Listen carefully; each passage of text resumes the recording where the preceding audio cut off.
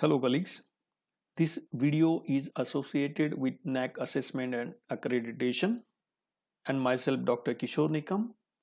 I will talk upon why and when to modify or change the vision and mission of any institute of higher learning. Of course, we all know how much important vision and mission is for us while working in any institute because all of us work together to the fulfillment of both of them. Let us take a look at the five core values of NAC, which put major thrust upon the national development, global competencies, value system, use of technology, and excellence. And perhaps it is better if the vision reflects the core values of NAC that makes a good impression of the institute. To explain it, I have taken the vision of NAC, which is to make quality the defining element of higher education in India through a combination of self and external quality evaluation, promotion, and sustenance initiatives. If we closely observe this mission of NAC, then we come to know that it is associated with the last core value of NAC, that is quest for excellence, because quality is associated with excellence. Of course, indirectly, this vision of NAC also focuses upon rest of the four core values. Now, for our institute, we have a very crucial question that comes to our mind while working for the NAC assessment and accreditation process, or over a time we get a sense that do we need to modify a vision or do we need to change it? The answer is yes, as required, you need to change it or you need to modify it. Next question is why to change or modify our vision?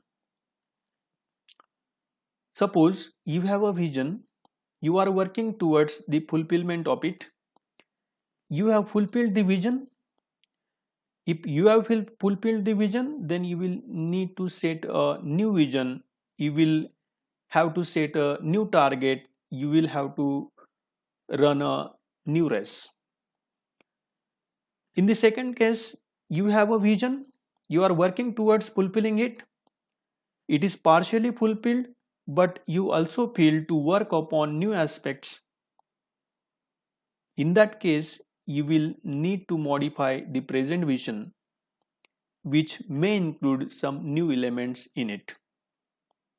For example, I have taken one example of a vision. Actually, this vision is very simple one, but I have purposely taken it so in order to make everyone understand it easily. The vision is to provide education to the people. If this vision is fulfilled in respect of a particular institute, then the institute will need to change it. In the other case, if it is partially fulfilled, but you also want to work upon new areas, in that case, you can modify to match the same areas.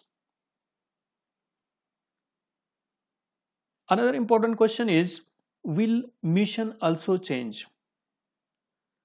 The answer is of course it will. Every one of us know that we have a mission to fulfill our vision.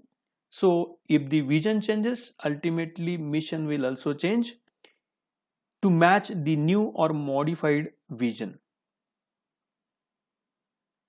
Next question is when to do it?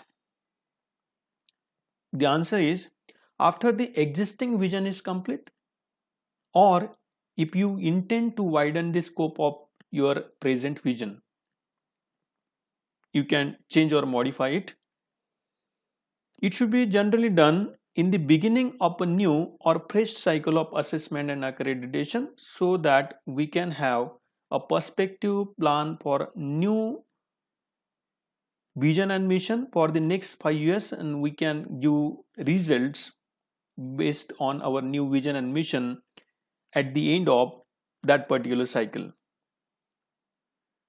It is also better if it also reflects something associated with one or more of the 5 core values of NAC. This thing I have also mentioned in the beginning. Please subscribe this channel, like and share. In the next video, I shall touch upon student satisfaction survey. Thank you.